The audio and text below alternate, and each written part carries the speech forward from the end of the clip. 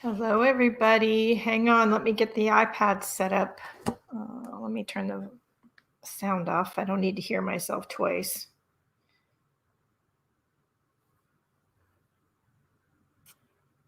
There we go. Hello. Alrighty. How is everyone today? I hope you're all good.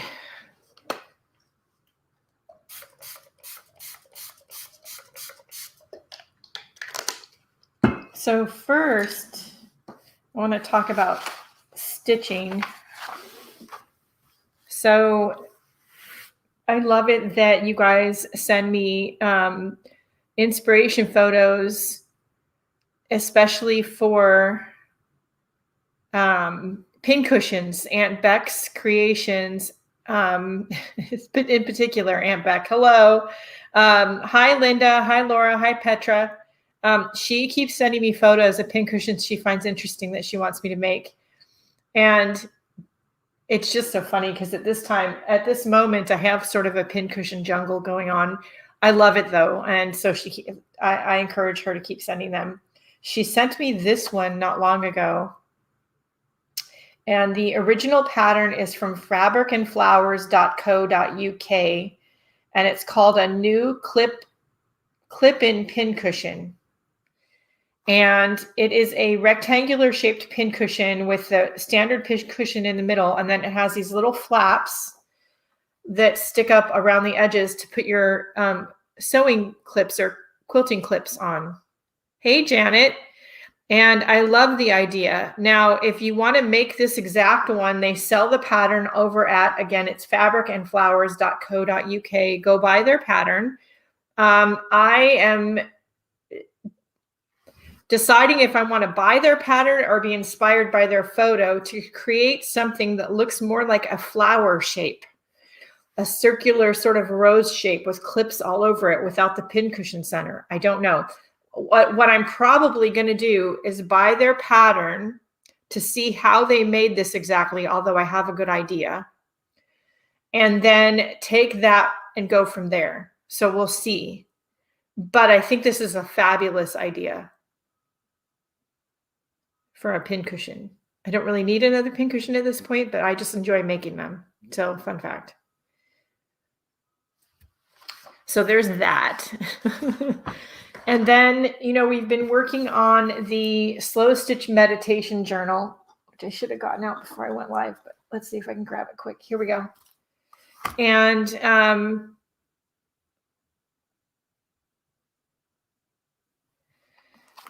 we have been doing these back to basics pages, and they are a lot of fun. The next one, I think I have 3 particular stitches in mind that I've been requested to do. So, or want to do. One is the Bullion Stitch, one is French knots, and one is chain stitch. So fun fact, I don't chain stitch much. It's not my favorite embroidery stitch, and I haven't done it in a long time, but I will endeavor to do it on camera. And if I make mistakes, you'll see them. I will say that I have always enjoyed stitching, and these are just 3 of, I think there's like probably 6 more embroidery reference books in the other room. These are the 3 I keep in the art room. And I thought to talk about them this morning because the subject of stitching came up, but also I think you should have at least one in your reference library of embroidery stitches. If you're going to work on slow stitching, something like this is good for reference. And when you are sort of bored with the same old couple stitches that you do all the time, these are good to sort of inspire you to try something new. I know there's lots of material on the internet these days, and you can get reference for how to do embroidery stitches on the internet. But I'm a big fan of books with paper. I need to turn off that overhead light because I don't know about you all, but that glare is making me crazy. Hold on. See if I get the right switch. Nope. There we go. I still haven't fixed the light in the art room. So that's a thing. Hopefully we'll get that resolved at some point. Anyway, so these are 3 books that I have in my art room that I use all the time. Hey, Janet. Hey, Linda. If I didn't say hi to you already. And Kathy, hello. So this first one is Embroidery and Crazy Quilt Stitch Tool.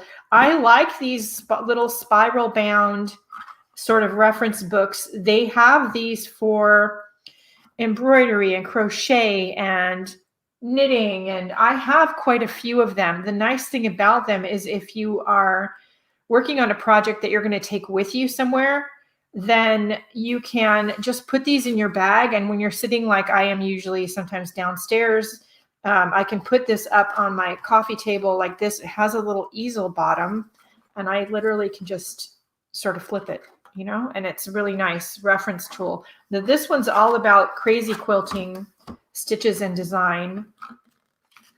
And it has everything from the basics to, where's that reference? I just saw it. You know, here we go. So it has all of these different stitches in it. There we go. And this will tell you, this is sort of their index. So it'll tell you the stitch name, and then it gives you the page number where it's located. Chain stitches on number 49. I haven't done chain stitch in years. There we go. So I'm gonna, yeah, we'll work on that in a future project. But anyway, I love these little reference books. They're nice because they're small. And again, they're easy to just shove in your bag and take with you. But that being said, I do also have this one. This one focuses more on, and the reason I keep it is it focuses more on ribbon embroidery. And while the basic stitches might be done in a similar fashion, the way you work with the ribbon is a little different.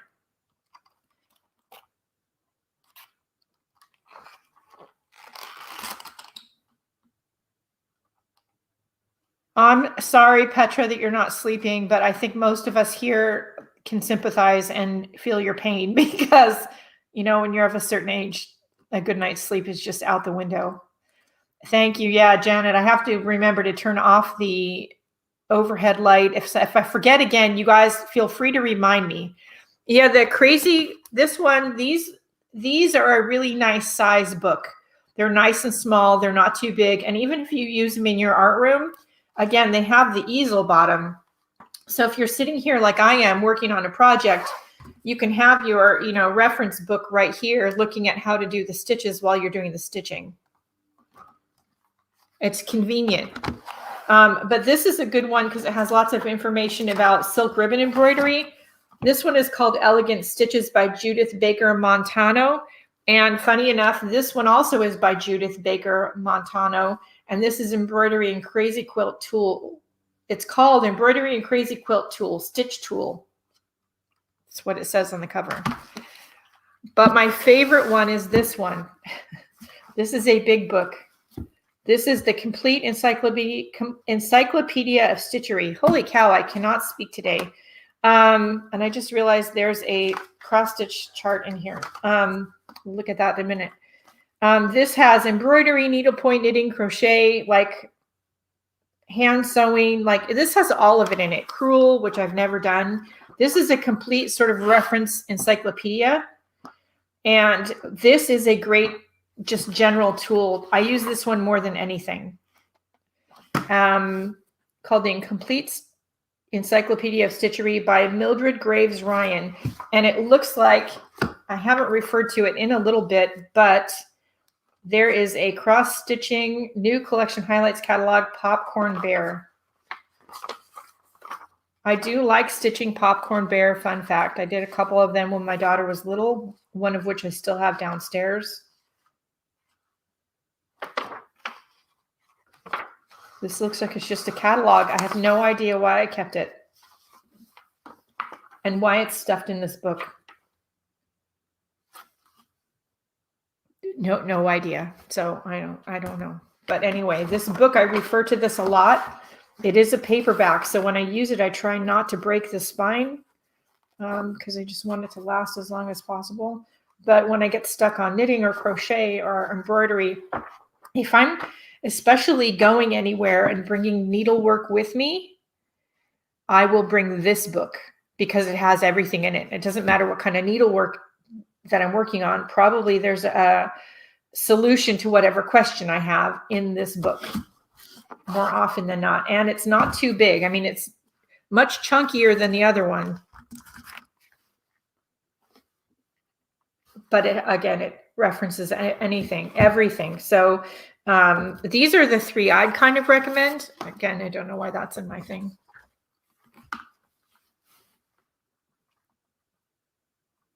Okay, so I would recommend, when you can get out, I did think they belong together for some reason. I don't know. When you can get out and you go thrifting, these are some like good kind of books to look at your thrift store for.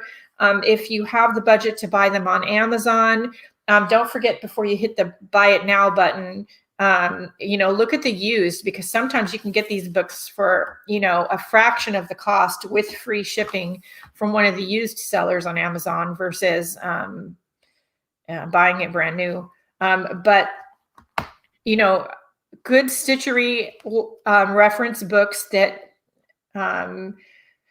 help you solve problems are a great thing to have in your creative space, whether they're painting reference, stitching reference.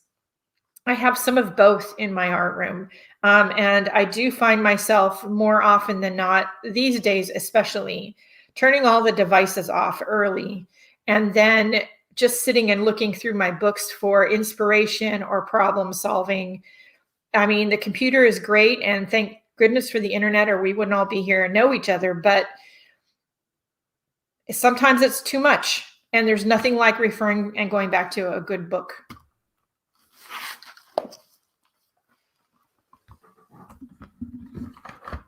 That's my little lecture for the day. We're going to talk about these now. So I took this picture not long ago with my cell phone on one of our evening walks. This is a park near our house, and this is the path going around the park. I'm currently working on a painting on my easel inspired by this photo. And Laura Gergain, who will be right back, she used one of her photo editing apps to alter the colors on it this morning, which I've printed and with her permission and put that on my wall to inspire me for some colors for the painting I'm working on over there. There's no replacement for a good book. I'm right with you on that. I love books. Next to art supplies, my next love is books. Oh, besides my family, of course. Anyway, I want to also, besides working on this painting in acrylic, I want to do it in watercolor. And so I printed another copy of the reference photo this morning. We'll put that up here. And now that I'm thinking about it, I might set my printer to print the one that Laura did. So hang on one second, and I'll tell you what these are. Let's see. Photos.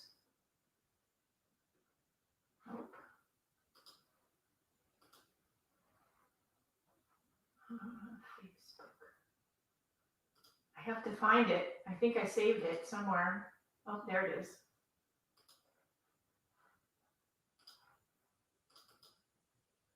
Yep, that's it.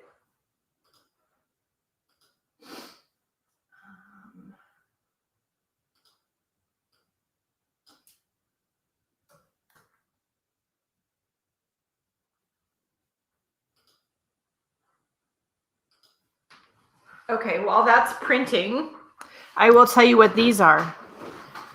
So we're going to watercolor this morning. And these are from the dollar store. So these are some of their wooden plaques they have at the dollar store. Originally, they had rope in the holes on the back to hang them. They do look like tops from something, but they're actually, the dollar store frequently, well, Dollar Tree specifically, has a certain selection now of arts and crafts supplies. And these are some of their wooden plaques from the arts and crafts section. And these are just, I was looking for like a basic square or an oval or something like that. And I found these ovals. Nobody had squares, but they had ovals. That works. So then what I do, and you can use plain wooden shapes, or you can use some of they'll have like the little wooden board canvasy things that'll say breathe or happy day or something on them, like at the dollar store. They're already sort of decorated, but they're built out of wood. You can use those too. If they have any like raised bits on them, sand off the raised bits like glitter or whatever, or pry off the extra pieces of wood if there's dimensional things on them. And then get them nice and flat, and then get some nice quality watercolor paper and some good archival quality glue. I used Yes Paste. And I smeared one side of the board with Yes Paste and then turned it upside down on the back side of the watercolor paper. I put weight on them. I got 2 onto one piece of paper. And I weighted them down and let them dry. And then once they were dry, then I cut them out around the edges with an X-Acto knife. And I sanded the edges a little bit. And now I have 2 watercolor canvas boards. And it just cost me $2 because I had the paste and I had the paper. And so that's a great way. And you can do big ones or little ones. I do have some little ones. Let's see if I can find them. Yep. So I do them occasionally when I do the paperclip art too. And I have a bunch of these that are made that I haven't done yet. And these are, again, basic shape. This is a basic shape from the dollar store. And this is probably one you can find right now. This is an Easter egg. And then these are just basic shapes from the craft store. That's an ATC card size, I think. They have these like,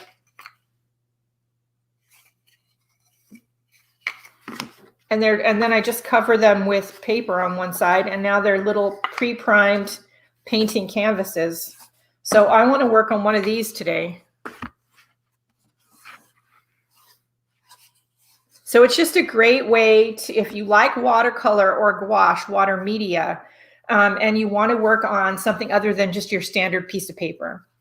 I have watercolor grounds and they're okay. I bought these ovals yesterday. And I know the Easter eggs they have out again this year. I bought these last year, but they have them out again. The ovals, literally, I bought yesterday. So if you're like me and you like to play with water-soluble paint, watercolor gouache, and you don't necessarily like working on watercolor ground, I have done and will do. It's not my favorite thing. I don't like working on watercolor canvas. I have done, I will do, not my favorite thing. I have a certain kind of paper I really enjoy working on. I am a cheap watercolor paper girl. I have no shame in saying that. I like Strathmore cold press watercolor paper. It's not the most expensive thing on the planet, but it's my favorite thing. Hey, Michael Ann. So or Fabriano, those are my 2 kind of papers that I like. But you can never find like boards that have your watercolor paper that you like on them. At least I can't, and not for an affordable price, a budget-friendly price. So I figured out a while ago that I could glue my favorite papers, either the Strathmore or Fabriano, to a piece of wood with Yes Paste. When I was doing a lot of the art paper clips, which I'm going to try to get back to doing soon. So when I was at Dollar Tree yesterday, I saw these and I thought, I'm going to get 2 of those and we're going to work on the canvas. Let me grab this other picture because I want to talk to you about the inspiration photo. So this is the original inspiration photo.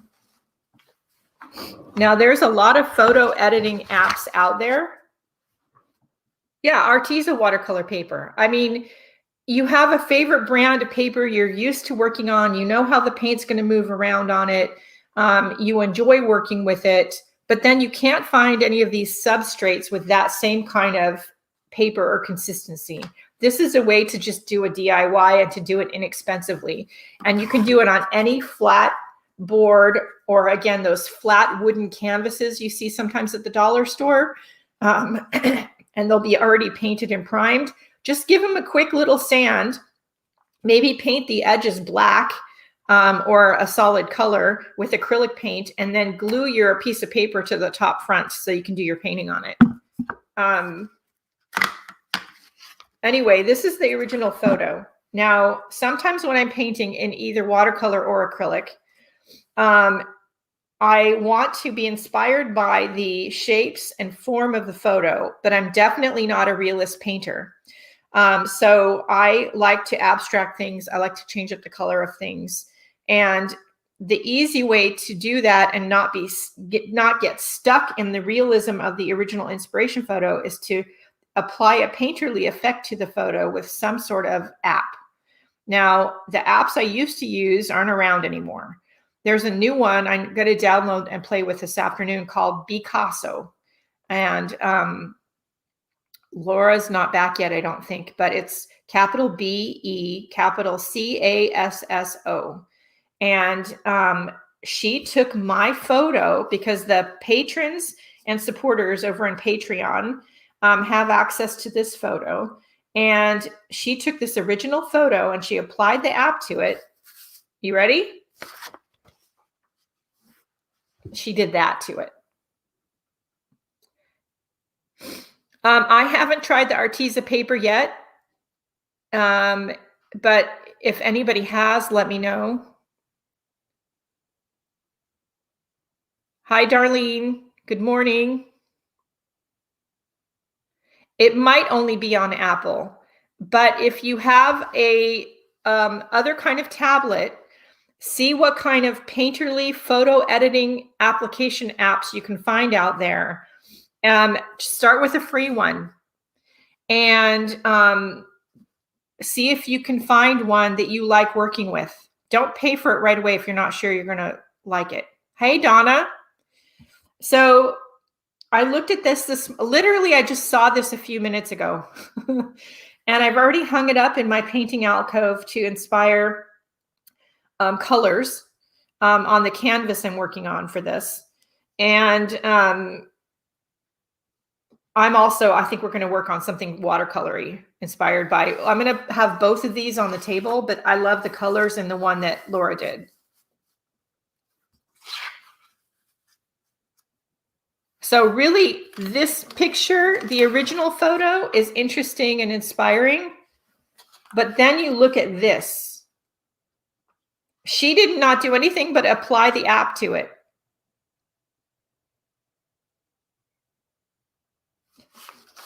So it's just another way for you to keep yourself inspired, I think. In my opinion. Okay, we need to get mixing plates. I have a small set of watercolors. These are M. Graham and Daniel Smith, if I'm not mistaken. Oh, there's some Blick watercolor in here. This is what I call my Pacific Northwest palette. So it includes these colors here. If you're watching the recording and you want to stop the camera image. We have Daniel Smith Buff, Naples Yellow, M. Graham's Ochre, Undersea Green, which is a Daniel Smith color, Sap Green, Anthraquinone Red. I don't think that's how you pronounce that, but you know, Rose of Ultramarine, Daniel Smith color, Dioxazine Purple, Anthraquinone Blue, Quinacridone Gold, Tiger's Eye, a Daniel Smith color, and it's a golden brown ambery color, sepia, and neutral tint. Isn't it wonderful? Yeah. We are going to start with getting our table situated because I think, so Kathy said this morning as Laura was posting the photo, Kathy was saying that she wants to try to paint it with different strengths of coffee. And you know what, Kathy, if you have any tea in the house, what about adding some tea to the mix? I need a rag. Why do I not have a rag? Okay, now I've got a rag. I used to know somebody who painted with wine, which was interesting. So I'm just making a purpley color that was too red. I did not grab much of that dioxazine purple. Now, the M. Graham paints, they are very, very pigmented. Just FYI. It does not take much.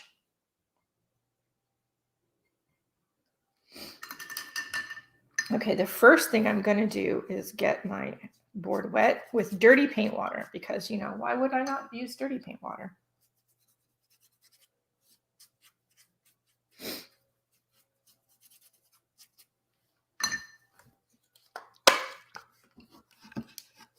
I'm actually going to do this.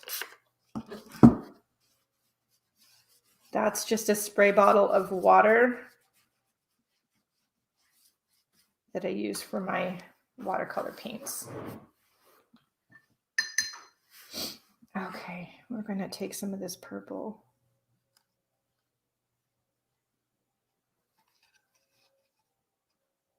Okay, Michael Ann, we'll see you later. Have a great day.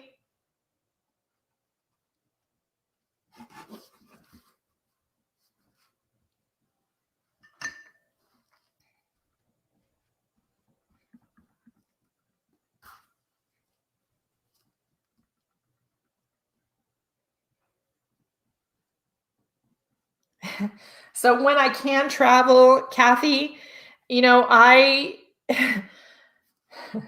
that person that, you know, the hotel rooms always have like a little small coffee pot and then like a little selection of teas and coffees, usually which are horrible. They're usually horrible.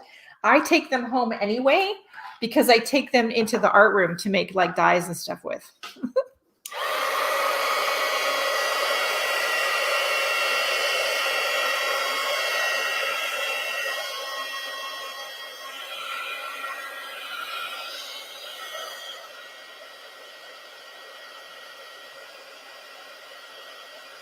So this is watercolor. So this, the colors I put on above this are going to mix a little bit with the color below, but you can minimize how much that does by drying your stuff in between layers, which is what I'm doing.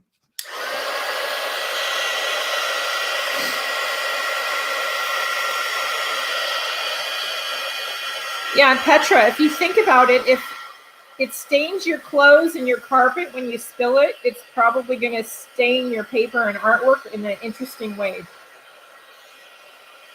Will it be archival? Well, it might not be, but you know, these days, take a picture of it or scan it if it's something that you really want to preserve. That's cute. Okay, so I like that.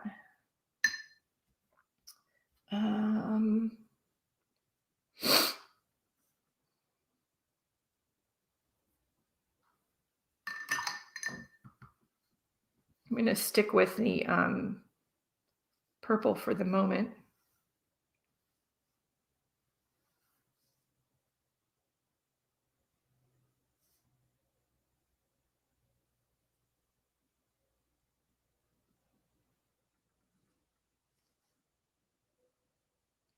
I'm going to get the piece wet where I want the paint to go. I'm not going to get it wet where I do not want it to go.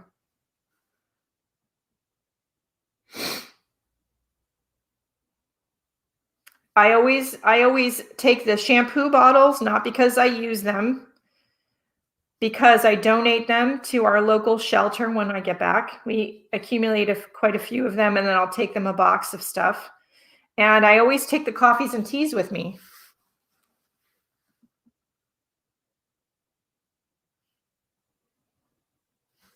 I do drink tea and coffee, but usually the kind that they have in the hotel room is not great. So I'm working on this horizon line. Let's see. I'll move this down a little bit so you guys can see what I'm doing.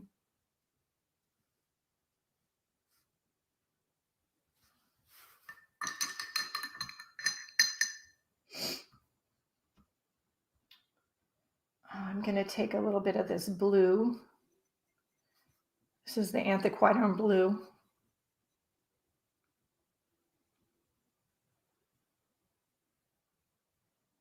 No problem, Laura.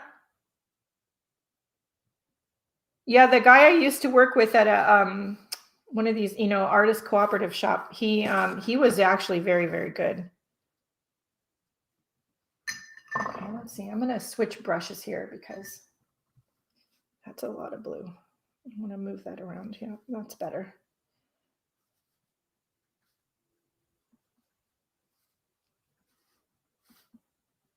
So this is a Princeton Select round blender brush. And I, a long time ago, stuck this in my watercolor brushes because I was never using it for acrylic. But this sort of round, puffy blender shape works great for doing things like that, this in watercolor.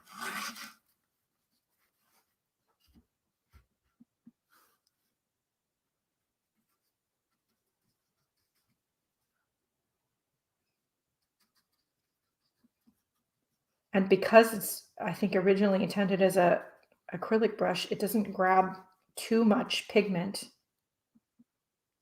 and lay down too much where I don't want it to be. But it gives me different interesting marks, which is something that I'm getting back to exploring more of. Mark making, interesting mark making.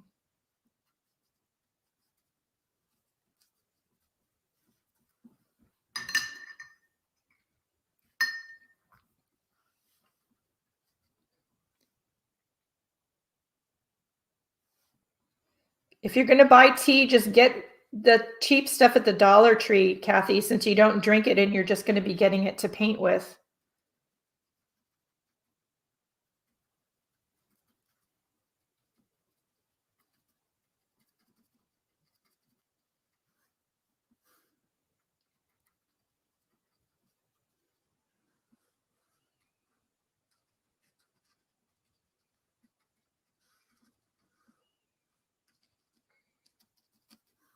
So even though I'm working with a photo that's been edited in a painterly fashion, doesn't mean that I am going to exactly copy the realism in that photo. I'm going to be very suggestive about the marks I'm making, hopefully. Well, that's the idea anyways. We'll see if I actually manage it. Let's see. Let's try this brush. Actually, before we do that, let's dry.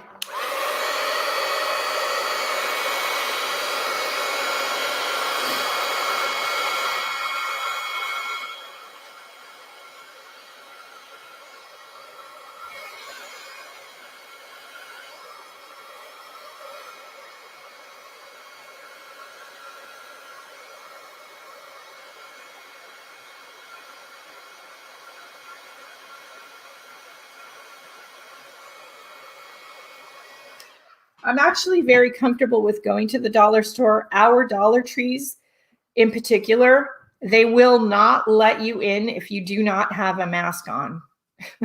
Period. I saw somebody yesterday try to come in without a mask on and they were like, nope, sir, sorry, you have to wear a mask. There was no ifs, ands, or buts about it. I'm going to grab some neutral tint and mix that with the blue. And we're going to need some quinacridone gold. And maybe mix that with a little bit of the red.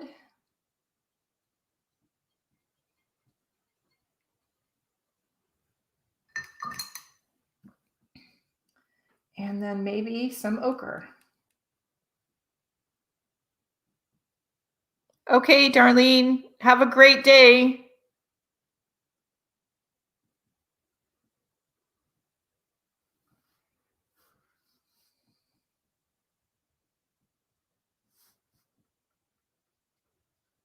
I'm looking at the photo for reference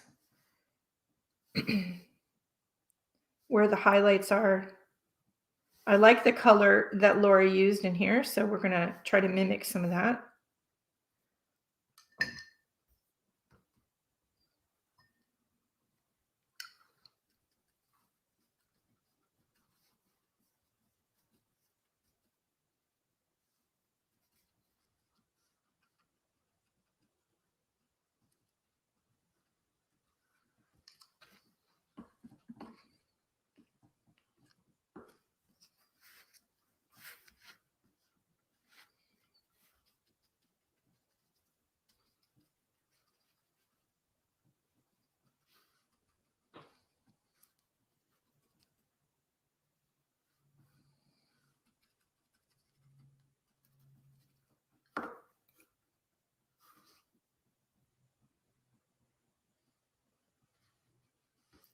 something I started doing with my acrylic painting a long time ago, and I was using them on the canvas I was working on yesterday, is making my own paint brushes and mark making tools.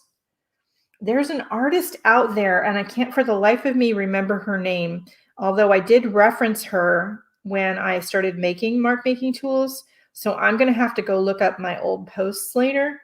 And if I can figure out who she is, I'll let you all know.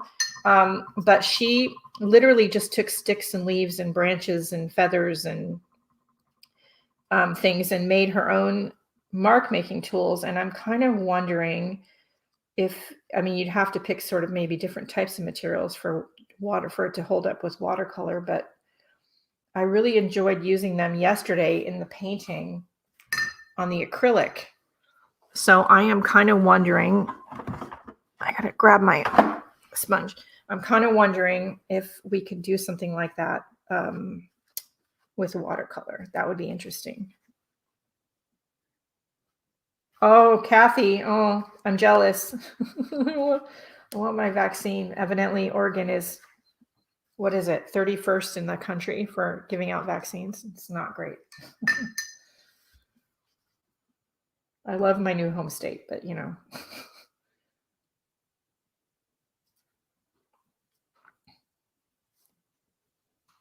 So with my watercolor painting as well as acrylic painting, I always start with backgrounds. And I am not the person who wants to have to go in and like touch up the sky when I'm done. So I always try to like do whatever I'm going to do with the sky and get that done first and be in my happy place with that first. And with watercolor, you generally want to work lighter to darker.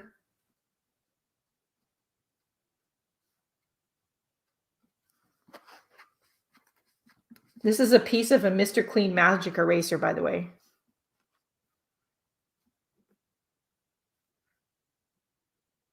Yeah, it's so bad, Linda. I mean, Kathy.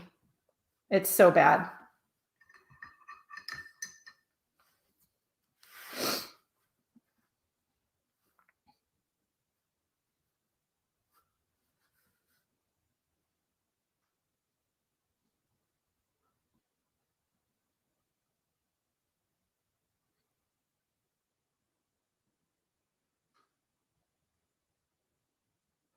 Oh, I'm so sorry, Petra. Hello, Christian.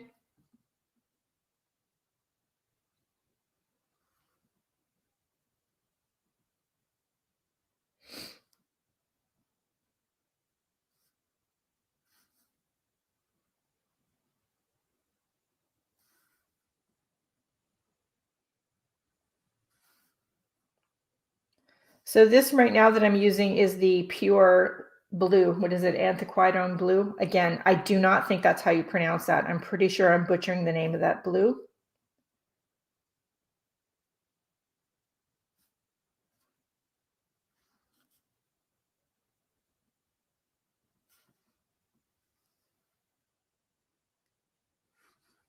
So, but I'm adding little touches of it to the orange while it's still wet, and it's going to mix with the orange and we'll get some shades of green. And because the orange has gold in it and some other colors, it will get some sort of dark grayish colors. Blue is a great color to suggest darkness and shadow.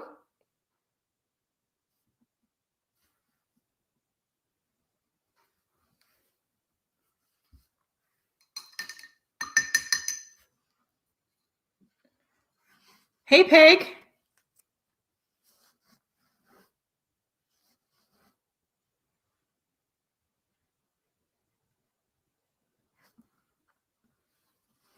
Well, welcome, Christian. Let's see, before I do what I want to do next, let's see if we can add a little bit more of this into a couple places.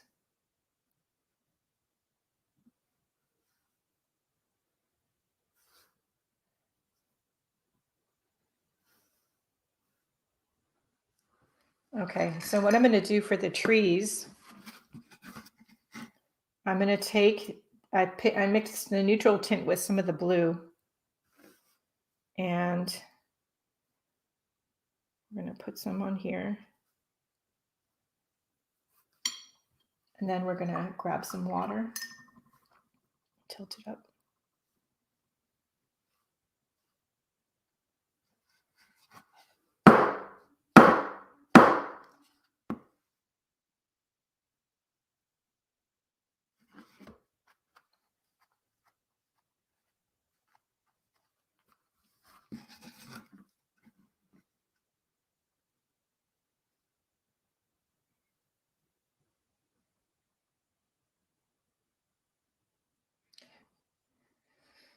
Brazil, that's a long ways away and a part of the world I have not been to yet.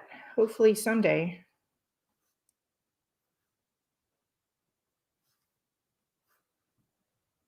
So there's a big kind of tree right here.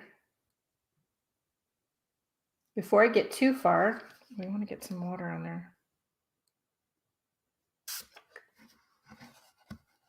There we go.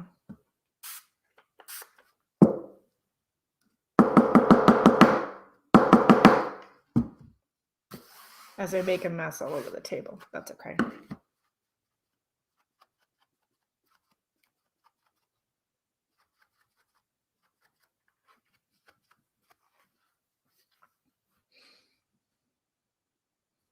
So now that I sort of have a hint of some abstract shadows, I can sort of follow those and see where they go to suggest all the trees and things that are in the background of this photo.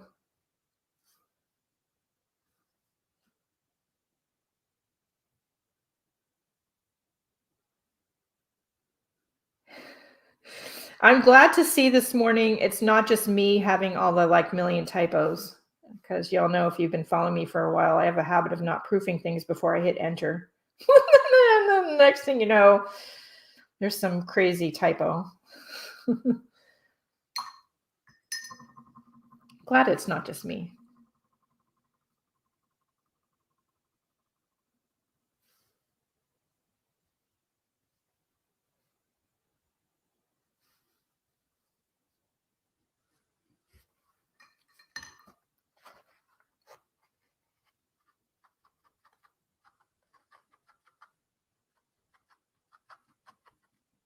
Laura, I hope you're not asking me that question. I have trouble with English.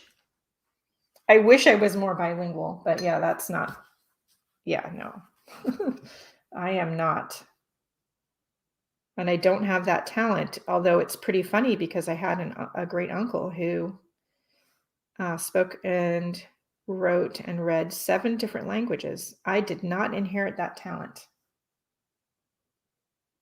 I was kind of hoping my daughter would, but I don't think she did. Maybe her kids.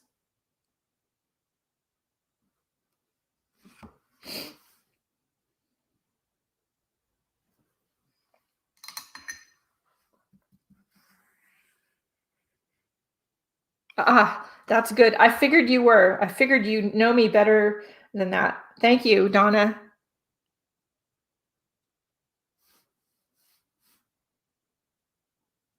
I figured most of you know me better than that. Yeah, I'm, the epitome of ignorant American. I don't understand. And wasn't taught the other languages in school, which is sad.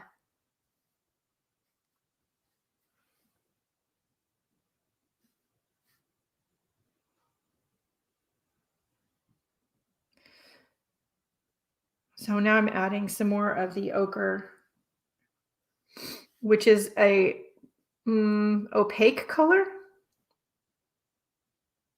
less transparent without adding a lot of water to it than the other colors.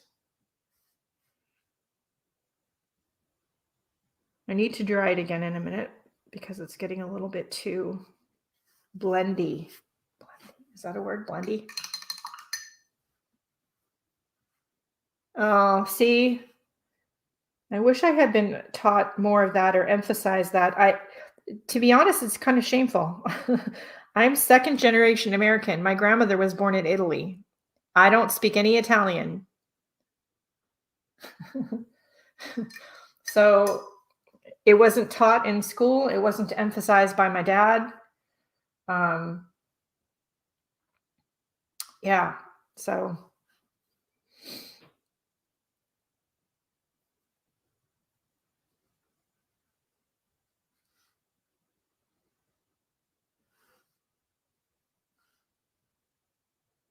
And I wish she was still here for me to ask her to teach me some things, but I'd have to go take a class now. She's not around anymore, unfortunately.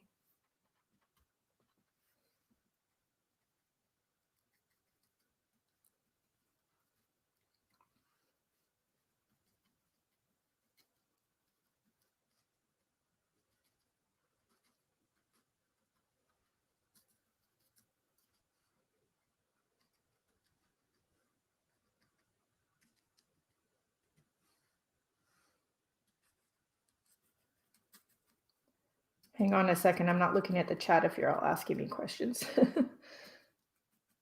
Let's see.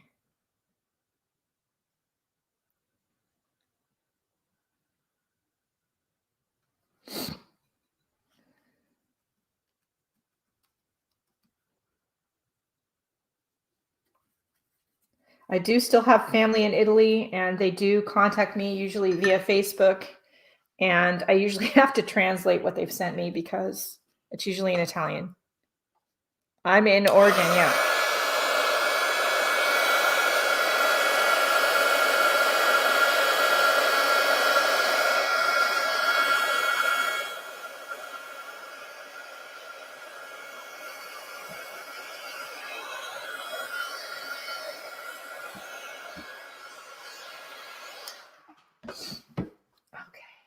Let's grab a teeny tiny little brush.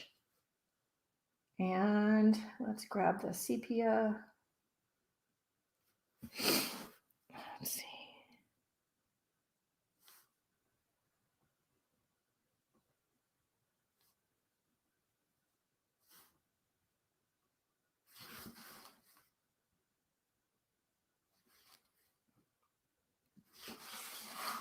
I do find it, as you can see, I find it handy to work on pieces, especially watercolor, that I can do like what I just did, turn it around and turn it sort of every which way.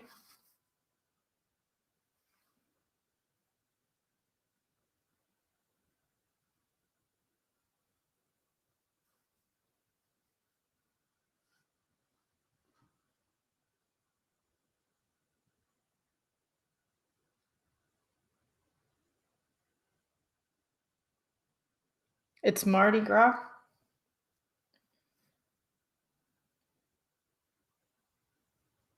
That's cool. So I don't want to outline everything, but I want to emphasize some of the lines. I think it helps bring out that painting.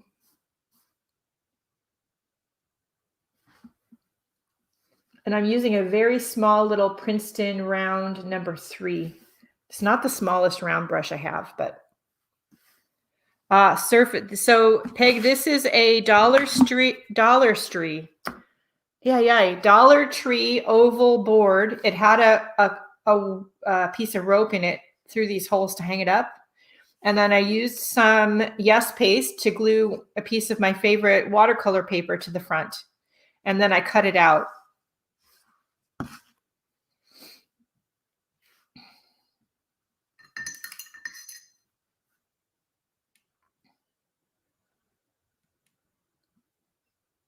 I kind of want to grab an orange, and I don't have the right orange in this palette. So hang on one second. Let's find it.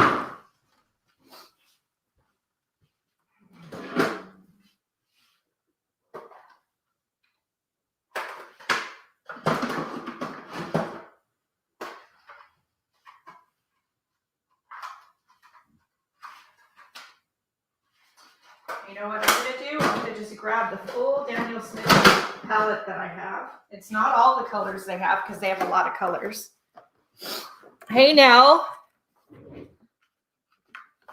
And I have 90 of their colors.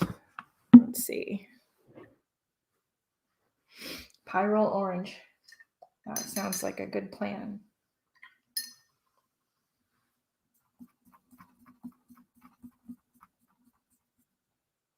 Yeah, so I like creating boards that I can watercolor on. And oh yeah, that's a good color. And you can buy boards that have been prepped for watercolor paint, but it's just more budget friendly to just create your own. And if you have a good quality archival paste and some paper that you enjoy working on, then you can just make your own. So like the blue is a good shadow color, the orange and the yellows and the golden colors are good highlight colors to suggest lightness, brightness, and warmth. Basic Painting 101. And this orange that I'm using, like the ochre, is a fairly opaque color without adding too much water. So if you have parts that aren't exactly what you wanted, you can sort of, for the most part, cover them up with this color.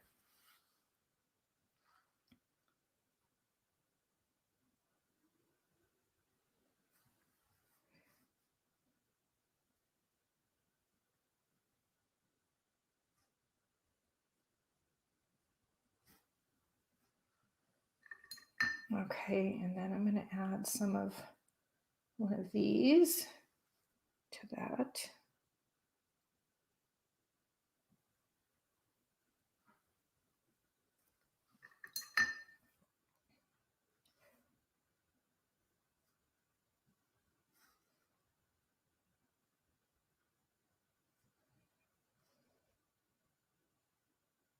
So the orange is wet. So when I put this purple mixture on here, it's going to blend a bit with the orange, which is actually what I want. So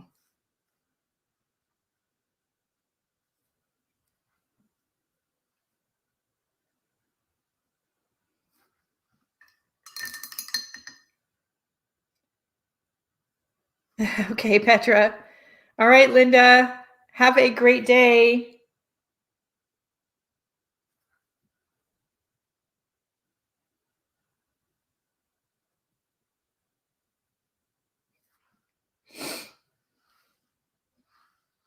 That pyrrole orange was the boost that we needed on this painting.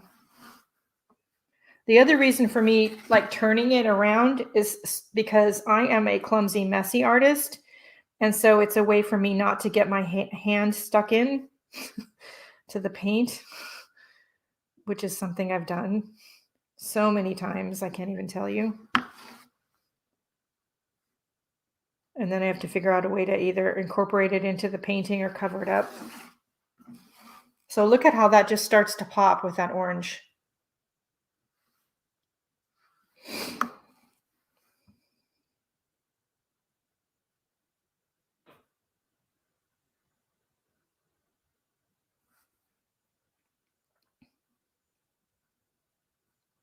So there's something to, when you're painting, too interesting to making just sort of suggestive marks.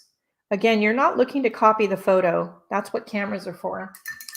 But we are looking to create an interesting painting suggestive of said photo that's interesting.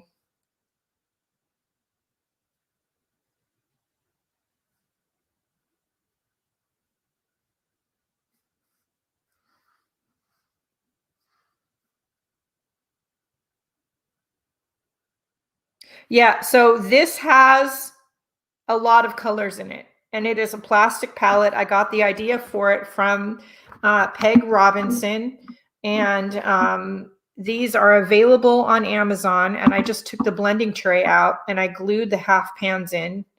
I actually have room for more, but to be honest, I don't really need to add more Daniel Smith colors to my collection. I think I have the colors I want to use. There, you will see some tubes down here. They are tubes of Holbein watercolor gouache in a few colors that I use in combination sometimes with my watercolor paints. I do find there's something interesting and convenient about using the opaque colors in conjunction with the transparent colors, using them together. I keep trying to not do that, and I never manage that. I can try to link the palette for you guys later, give you a link in the friends chat over in Facebook, and the friends and supporter chat.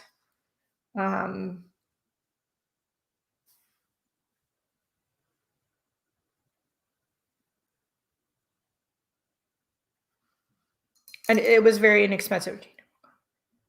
Hi, Janet. Sorry. Yeah. So if I'm not talking to you right away or answering your questions, it's not because I didn't see it. It's probably because I'm not even looking at the iPad. So the big palette to my left is all Daniel Smith, with the exception of the tubes. The tubes are Holbein and Winsor Newton gouache. The rest of these half pans are all Daniel Smith. The small palette to my right that you see on camera is a mixture of M. Graham and Daniel Smith with one generic Blick watercolor in it.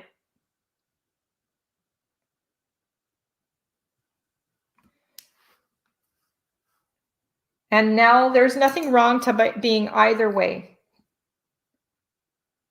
in my opinion. I will sometimes just want to challenge myself to working with a particular palette, and so I will. Other times, you will see my desk if you're ever here in person, and it's covered with like all kinds of different brands of watercolor, because they all react differently and apply differently. And so frequently I want to just use, you know, this color from that palette and this color from this palette. The ones that I have, I'll be completely honest with you, that I don't use as much as I probably should because I love my Daniel Smith colors so much, is my Schminky paints. I do have Schminky paints. You're welcome, Janet. Now, Daniel Smith paints are not the cheapest thing on the planet. And I would not invest in them if you're not sure you're going to enjoy watercolor. But if you know you love watercolor and you want to buy a good quality paint, Daniel Smith is a great brand. And, you know, I would say to you, build your stash the way I did, which is just going in with like $20 and buying 1 or 2 tubes at a time. Yeah, so I just took the tray thing out of it, and then I just glued my pans down.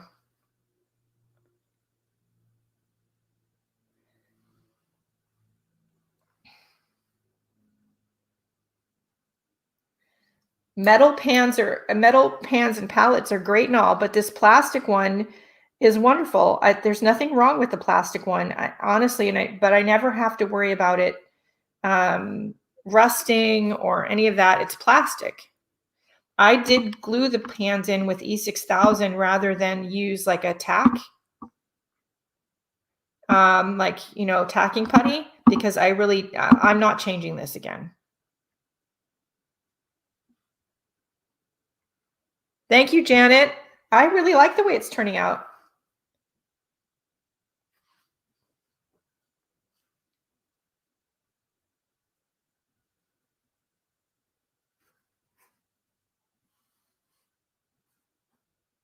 Yeah, my daughter isn't doing a lot, but she does more with markers and pens. So invariably, if I'm cleaning out the pen or marker stash before I get rid of anything, I usually ask her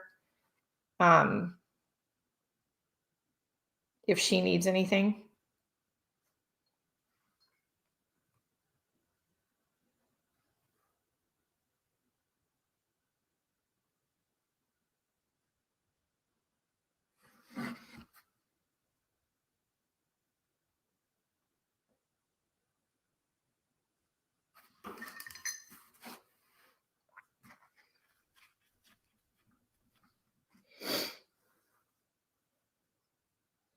Thanks, Peg.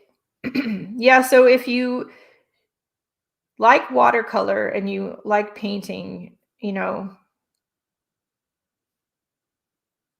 don't be afraid to try it. Granddaughter's Margaret. Yeah, our other sort of adopted kid, friend of the family, very good friend of the family. She likes to stitch.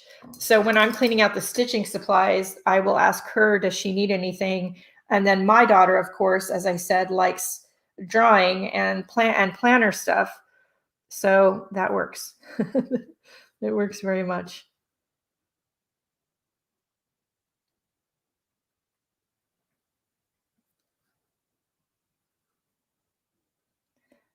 So the trick, of course, is to know when to stop. I think I want to go to a bigger brush, which is the trick with any painting, knowing when to stop.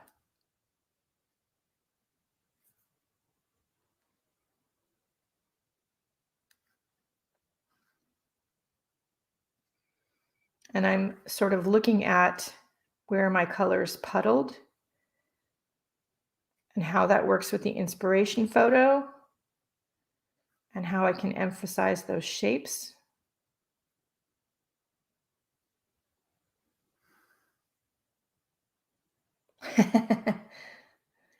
You can fit, once you get that piece out, you can fit a lot of watercolors in that palette.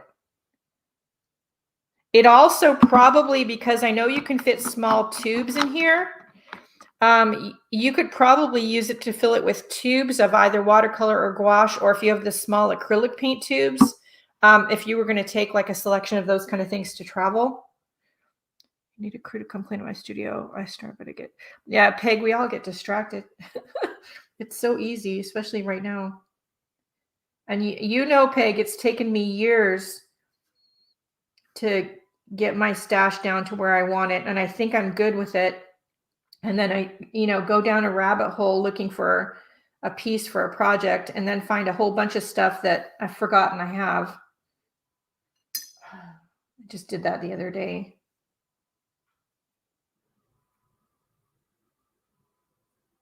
And we're home now. So we're all home. So we don't have anything else to do.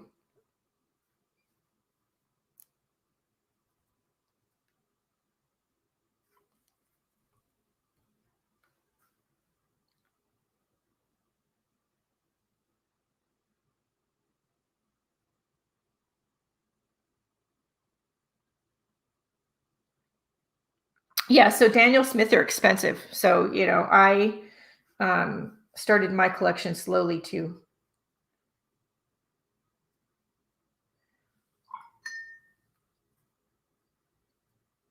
And I've always thought it would be fun to sort of road trip it around the continent and help people with their stash. Clean out their art rooms, help them get it set up the way they want. I'm going to go into the big palette and pull out Sleeping Beauty Turquoise.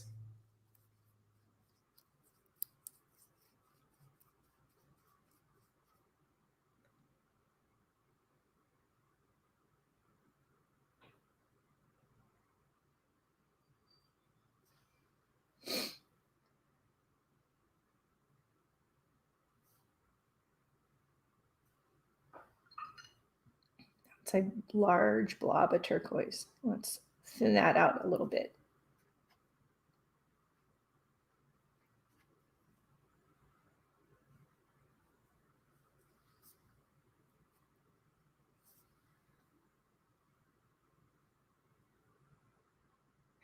Peg, agreed. And Mike Deacon has been doing something similar over in his group with his monthly missions, where he not only gives you, colors and technique inspiration, but he'll give you like tools and parts to use, like an ingredient list.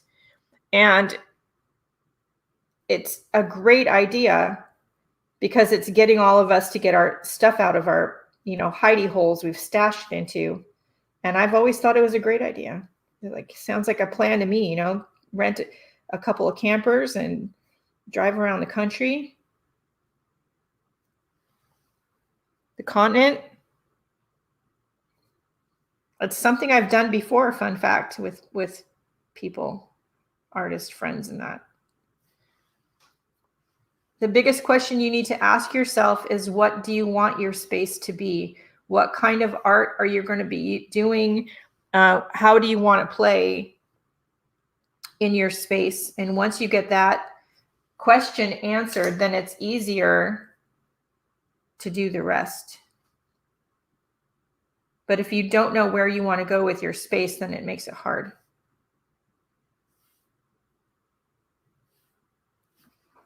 Okay, so now we're gonna like,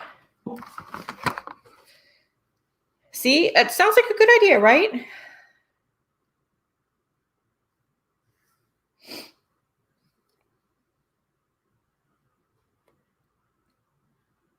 Okay, so this is white gouache.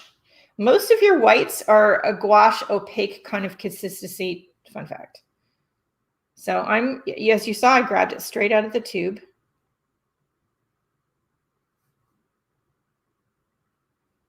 So I stopped beating myself up a long time ago about losing the white space in a project. I am just not that person that without good masking fluid that can save the white space. That's just, I have to give up on that because that's just not, I'm evidently not capable of doing that. Never have been, fun fact. But you can lighten up parts that have gotten too dark by adding some gouache. And remember, this is all water soluble paint, so it's going to blend a little bit with the background, even if it's not completely wet.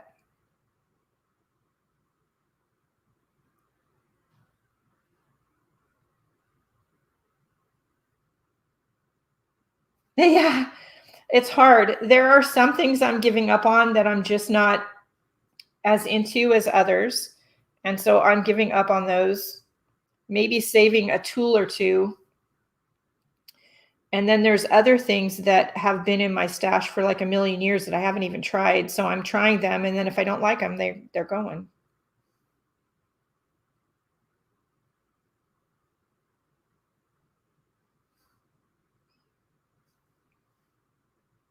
You could also do this white part with like a white gel pen.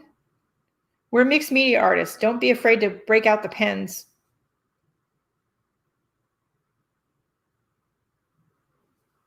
The gouache is going to blend a little bit better for what I want. That's too much.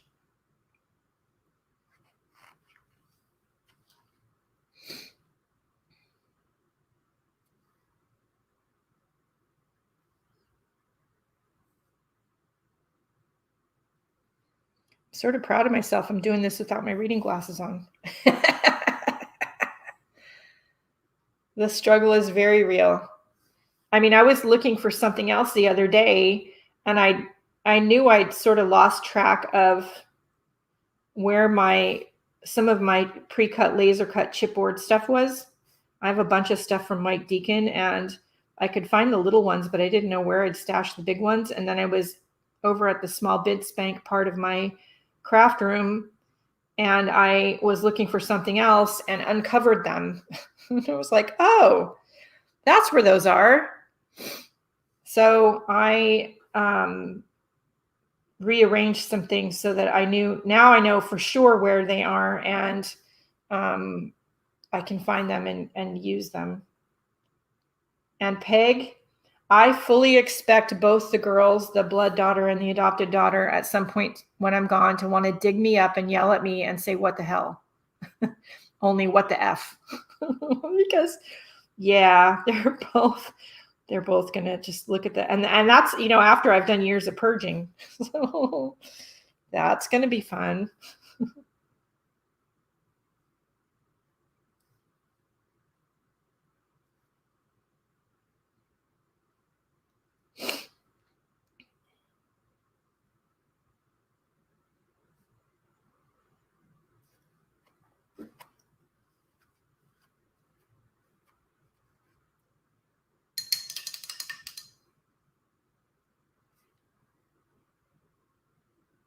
I try not to do that, to have so much stuff that it's just going to be hard for them. But I mean, I'm still here. So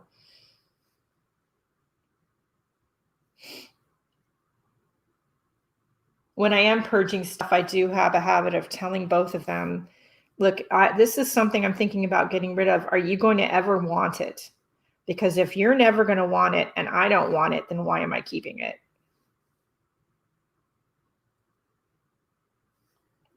And that's not only true with the craft room, it's true with all of the parts of the house. I am glad that one of the girls likes to stitch, and Rebecca wants to get into some regular sewing.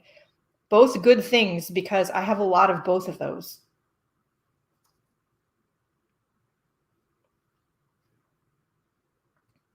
Yeah, moving helped a lot, Peg, because I had to get rid of stuff. And then once I got in here in the new space, I had to figure out how to work in the new space and get that set so that it worked better for me.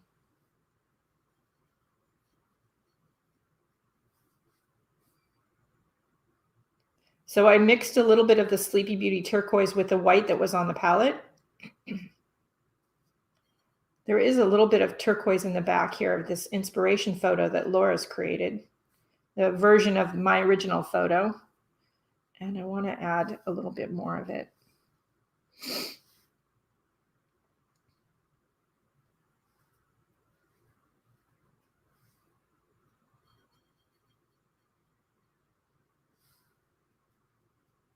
Unfortunately, moving is not feasible for everybody. So, you know, there's that. Okay, I want to add a brighter yellow. And so I think we're going to try quinacridone yellow.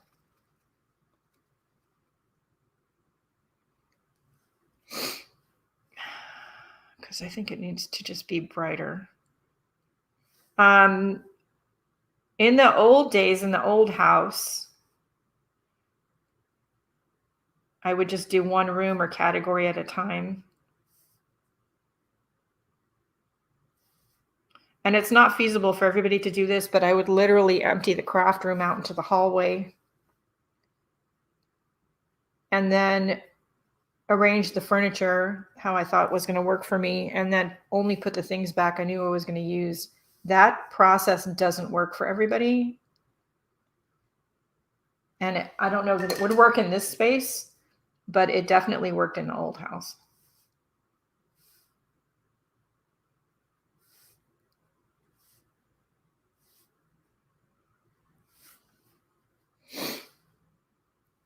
Let's see. It's like a dark spot right here. It needs to be lighter.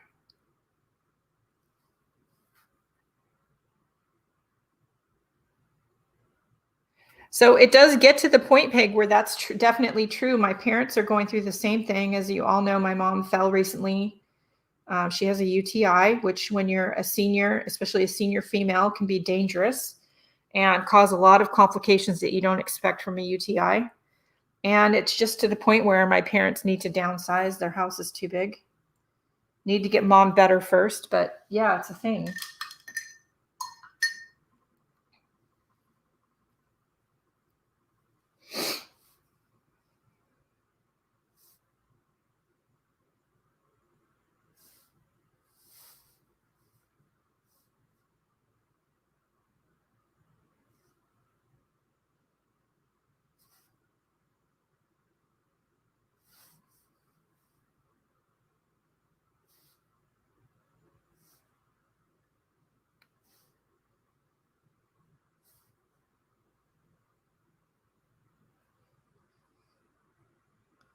Well, you know, there's a big community out here, Peg, willing to help and at least give you mental and emotional support, if nothing else, if we can't do anything else for whatever you decide to do.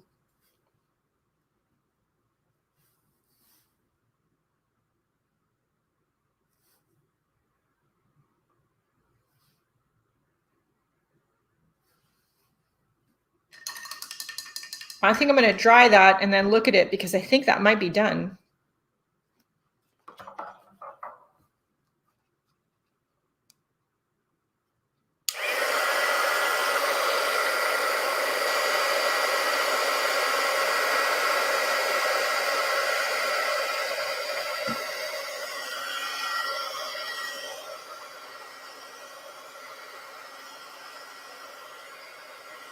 I think this whole year has been a big eye-opener for everybody, Peg. But yeah, going through a natural disaster like that, I could see where that would be. kind of an aha moment. Thank you.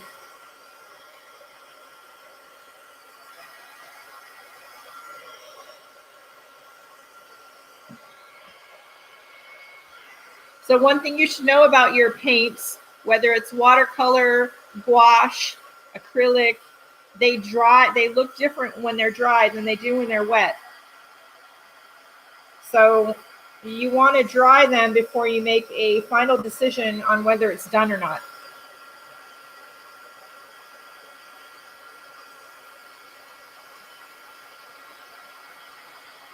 One thing at a time, Peg. Don't do too much.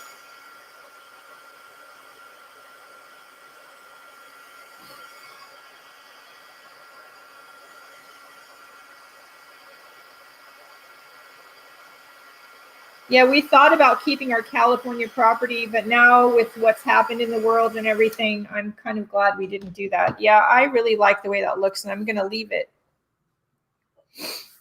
That's a cute little painting, I think. Actually, now that I say that, I might want to add some more white. Hold on. Did I say that? Oh, yeah. Leave it to me to always change my mind.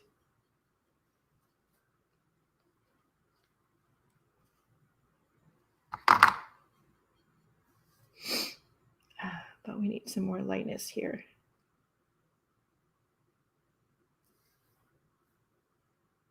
And here.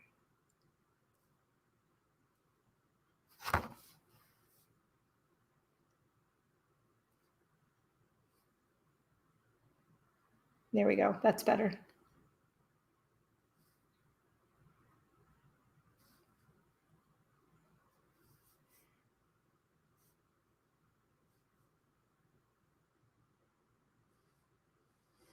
Yeah, just a little bit like right here. I needed a little bit.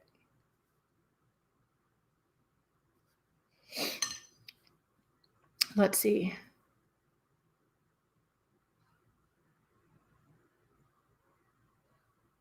Yeah, I don't disagree, Kathy. So every place has something. I think what I'm going to, well, not me by myself, but what we're probably going to do eventually is if either or both of the kids ever move out of the area, then, you know, probably will want to be near the children. So, you know, that's kind of a thing.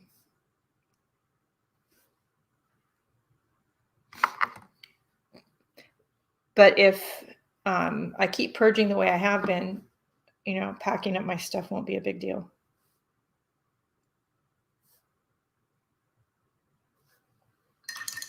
Bob would like warmer. I saw that comment, Peg. But the cold is great for my asthma. That's the thing.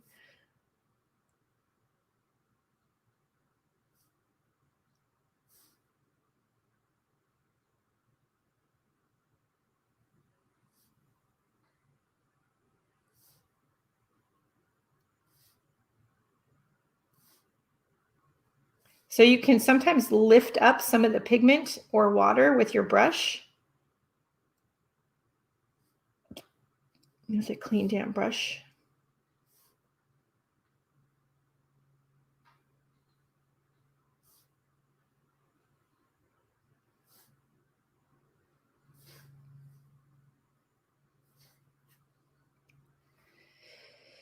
Let's see. Okay.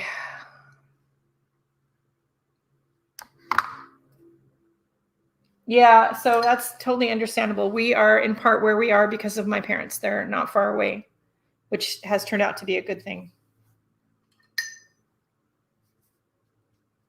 Seeing as how my mom got hurt and all. I'm going to cover up that little bit of white paper right there. Just a little bit.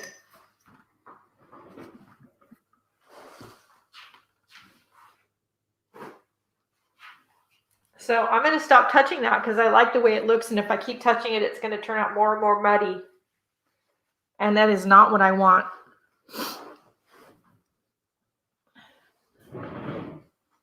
So how cute is that? And that's just, again, on a little piece of wood. Now you could, once you're done with this, repoke the holes where the rope was and put some wire or something there. I think what I'm probably going to do is just glue a bracket to the back.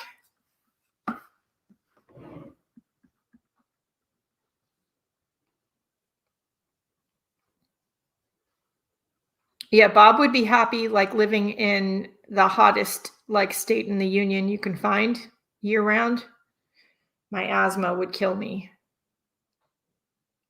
So one of the things I do with this extra pigment that's on here, so you can leave this and you can just re-wet it and use it again. I hate to waste it. Like that's a thing of mine.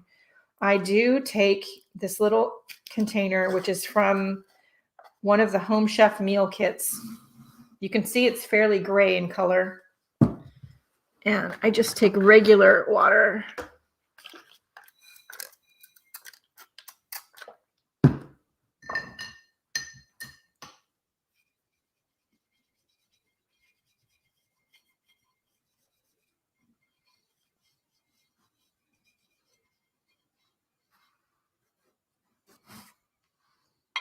And I know, Kathy, you've been dyeing papers. And this turns out to be like some kind of dark gray usually. I mean, it depends exactly on what paints I've been using. But when the little jar is like kind of full.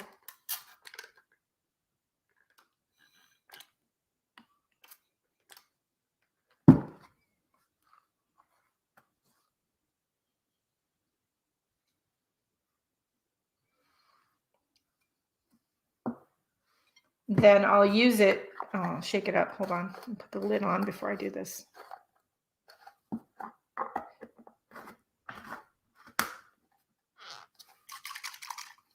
So when the jar gets a little more full, then I use it to dye papers.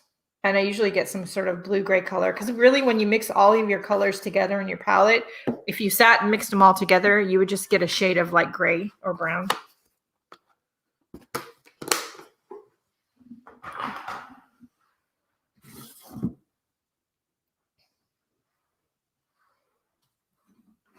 And then whatever's left, I just wipe up with a baby wipe. And of course, those of you who do mixed media know you can save the painty baby wipes and dry them and use them in your work. But now the plate is clean. The water is in here. Now you could just do this and then dump it down the sink. I don't have a sink in here. And it's rather than, walking around the hallway with dirty paint water, because hello, my middle name is not Grace. Just FYI. And then you have something that is going to stick to the paper. It's not going to do anything weird.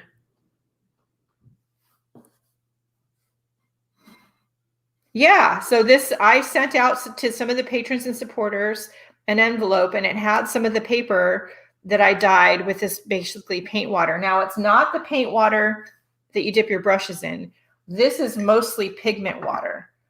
This goes down the drain. Well, I have to clean the water first, and then it goes down the drain. I use the golden, they have some chemicals that separate the pigment from the water. And so that when you dump it down the drain, it's just water. Anyway, I do that. This is just the pigment from your palette. Now, I will sometimes do it also with if I have a little bit of the Hemi gouache or acrylic paint, but generally this is just gouache, the Hemi gouache and the regular watercolors. And it makes great background pages, junk journal pages. In fact, I can show you the paper that you make with it. Hang on 1 second. Now that I think about that, because I still have the big stack.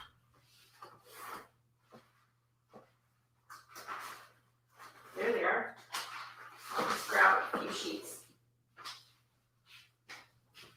So this was done when it was mostly blue paints. And what color you get just depends on what color pigments you have in here at the time. But I have some that are more gray than others. I think it was very blue this time because I had some ink in there.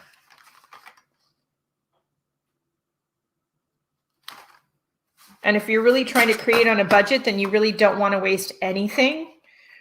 And even if you're not on a tight budget, if you're like me, you just really rubs you the wrong way to waste anything. And you just really, you know, this cost me $1, the board.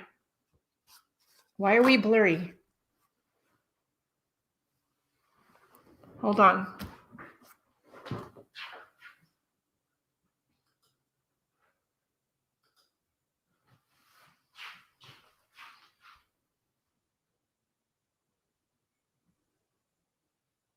Okay, it was just me that was blurry. I don't know. So this cost me $1 to make. I already had the paper. I already had the paste. I just needed the wood substrate. Now, yes, you can get pre-cut wood at the craft store. It's going to cost you more than $1. This is just from the Dollar Tree. And, you know, maybe you're going to be out thrifting and you see a box with a flat top. Even if it's already finished, you could sand the finish off and you could glue some watercolor paper to the top.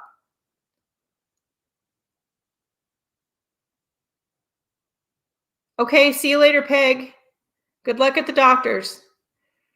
And yeah, I love the organic nature of the shape, the unevenness of the pigment when you do it. I know Kathy was doing some coffee dyed papers and she did very much what I do first. She crinkled the paper up and then you kind of semi-flatten it and you put your, whatever you're going to use to dye it, whether it's coffee or paint, pigment water or whatever on the paper. And then you just let it dry and see what happens. And the pigment will like sink into the crinkles. And then I iron it flat when it's dry. Yeah. So I just want to, you know, when we do these lives, I want to give you guys, of course, we'll do some art and stuff, but I want to give you some ideas of what you can do to make art that's, you know, budget friendly and not like abnormally expensive. You can buy watercolor art boards. They're already prepped. They already have the paper attached to the front. And that's great if you don't want to be bothered to do your own. I have no shade to anybody. I've bought my own watercolor art boards in the past, and I probably still have a couple in the closet.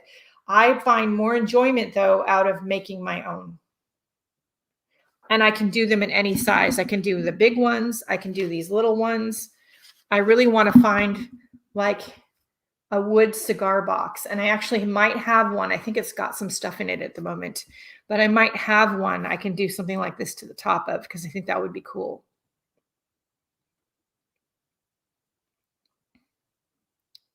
All right, so that's it for today. I am going to head out. I had all of these pens and markers out because I thought I might want to use them on here. I could add some black marker to or pen to this, but I'm not going to. I like the way it looks, the way it is. Now that being said, it's probably going to be up for sale in the Etsy shop at some point because I am literally running out of wall space to hang things. And I know I have trouble getting rid of my art. It's like hard for me to do, but I do have too much of it. So if you've seen a piece or seen me share a piece that you're interested in purchasing and it's not in the Etsy shop, please DM me, send me an email, message me on Facebook, whatever. All of my contact information is in the video description and or the Linktree list of links. And let's talk because I don't have barely a spare piece of wall to hang stuff. There's just not enough room in my house. All right. I mean, people literally come over and they stay the night and I ask them, do you want to take some artwork home with you? Like I literally do that. All right, that's it for the moment. I hope that you guys all have enjoyed today's live and that you have a great rest of your week. We'll be back next Tuesday. Check out the Linktree list of links for ways to support the free content here on YouTube and over in the Facebook art groups, not just for me, for any of your favorite creators. Please figure out how you can support them, even if it's just not skipping through the commercials. That in itself is a big support. Don't skip commercials. Just let them play. Go grab a cup of coffee while they're playing or something. We would really appreciate that. And please stay safe, stay healthy, stay creative. Please wear a mask. If you are in Facebook, I have a couple of different Art Friends Facebook chats. Let me know if you want to chat. You can DM me, or you can DM me over there. You can tag me in a post over in one of the 2 Facebook art groups. The links for all of this stuff are in the Linktree list of links and the video description, including the link for my Instagram. So if you want to just follow and see what I do, all the craziness I get up to every day. All right, that's it for today. Please go out and do something nice for yourself because you deserve it. And I will see you later. Bye, guys.